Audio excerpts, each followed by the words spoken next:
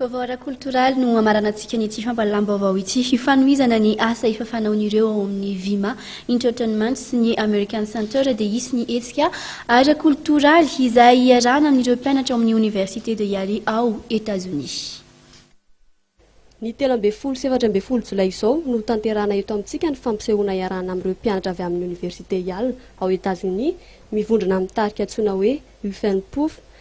Miisa 14 izy ireo ao amin'ny tarika io, hampiavaka ny fampisehoana ny fihirana kapela, izany hoe tsy mampiasa zava-maneno.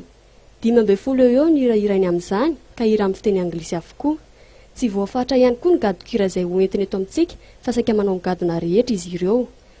Azo atao ihany koa ny mangataka hira na manome sosokevitra amin'ny alalan'ny Facebook. Dia ny UFENPOF izany no hoentin'ny VIMA tolotra amin'ny biblika malagasy ary UFENPOF io raha mbola tsy mahafantatra nareo nefa tonga taty tamin'ny herintaona ary mbola ho amin'izay amin'ity taona ity 14 zareo mpihira kapela midika fa tsisy instrument zany fa feony ihany no mahavita ny mozika sy ny instrument sy ny rehetrarehetra, misy ny hira ambony, misy ny hira ambany dia fioan'zareo koa ilay mampiaraka an'ireo feo rehetrarehetra koa ka izay no entina atolotra aminareo amin'ny 13 sy 14 juillet izao.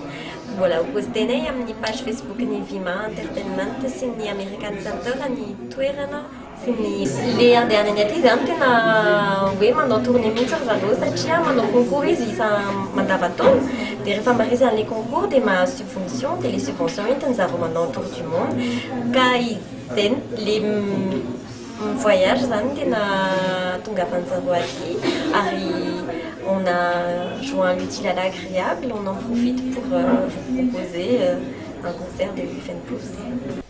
Fampisehoana roa no tanterahan'ireo mpianatra ny Université avy any États-Unis ireo mandritra ny fivaniana eto Madagasikara. Tsy mbola voafaritra ny toerana anaovana fampisehoana. Fa ho an'ireo liana dia afaka mifandray amin'ny tompona andraikitra amin'ny alalan'ny Facebook de VIMA Entertainment sy ny American Center.